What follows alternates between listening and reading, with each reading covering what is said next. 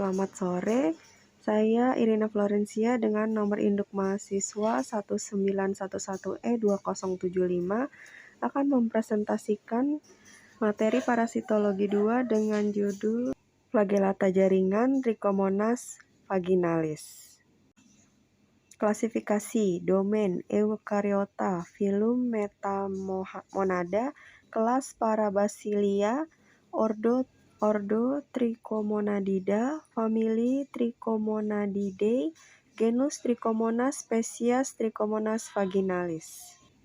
Hospes dan nama penyakit. Trichomoniasis merupakan penyakit menular seksual atau PMS yang disebabkan oleh parasit uniseluler Trichomonas vaginalis. Manusia merupakan hospes parasit ini. Parasit ini dapat ditemukan pada vagina, uretra, kantong kemih, atau pada saluran parauretral. Morfologi.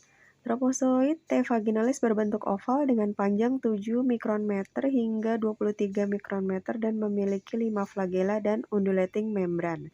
Intinya berbentuk oval dan terletak di bagian atas tubuhnya. Dan di bagian belakang ada blepharioplas sebagai tempat keluarnya 4 buah flagella yang berjuntai bebas dan melengkung di ujung sebagai alat geraknya yang maju mundur. Flagella kelimanya melekat ke undulating membran dan menjuntai ke belakang.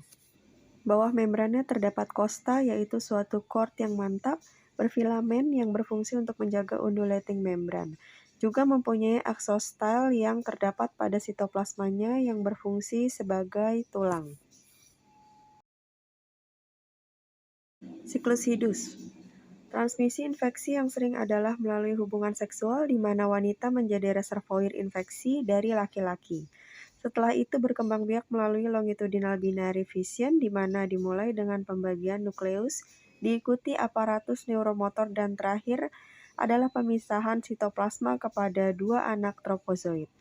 Trofozoid merupakan fase infeksi parasit ini. Semasa kontak seksual, trofozoid ini akan ditransmisikan ke laki-laki di uretra atau kelenjar prostat dan mengalami replikasi yang sama seperti di vagina.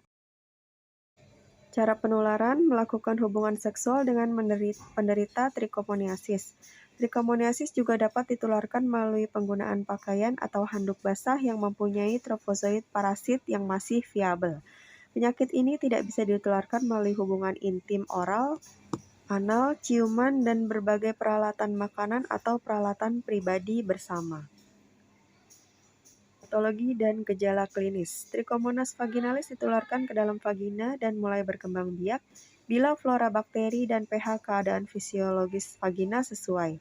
Setelah berkembang biak cukup banyak, parasit akan degenerasi dan desquamasi sel epitel vagina, disusul serangan leukosit.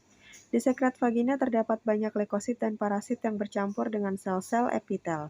Gejala yang timbul pada wanita mengeluarkan sekret berwarna kuning kehijauan dan berbau, menimbulkan iritasi dan rasa gatal pada vagina, dyspareunia dan dysuria.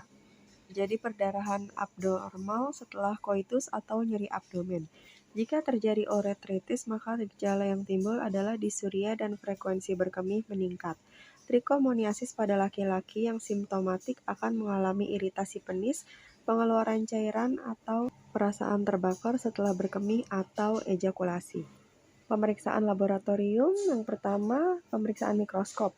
Secara langsung dengan sediaan basah dengan sampel swab atau urin dapat ditemukan protozoa dengan 4-5 flagel dan ukuran 10-20 nanometer yang motil. Cara lain dapat menggunakan sediaan yang dicat dengan pewarnaan gram, Giemsa, Papa Nicolau, periodic acid sniff, acridine orange, fluorescent, neutral red, dan imunoperoksidase. Pada wanita, metode ini mempunyai sensitivitas 50-70%, dan spesimen yang harus diambil dari vagina karena agen penyebabnya hanya menyerang epitel squamucosa. Pada pria, cara penemuan Trichomonas vaginalis tidak terlalu berhasil, dan Trichomonas vaginalis dapat dideteksi dengan menggunakan sedimen urin. Pemeriksaan laboratorium kedua yaitu kultur. Teknik kultur menggunakan berbagai cairan dan media semi-solid yang merupakan baku emas untuk mendiagnosis, biasanya dengan menggunakan medium Feinberg-Whittington, memberikan hasil yang dapat dipercaya. Teknik kultur ini mempunyai sensitivitas kira-kira 97%. Ketiga, metode serologi. Beberapa studi mengatakan bahwa uji serologis kurang sensitif daripada kultur atau pemeriksaan setiaan basah.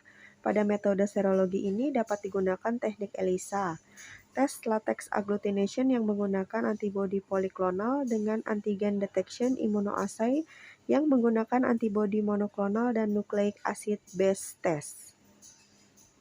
Cara pencegahannya melakukan ANC atau antenatal care selama masa kehamilan untuk screening IMS atau infeksi menular seksual. Kedua, meningkatkan hygiene perorangan dan sanitasi lingkungan. Ketiga, seks yang aman dan dengan satu pasangan.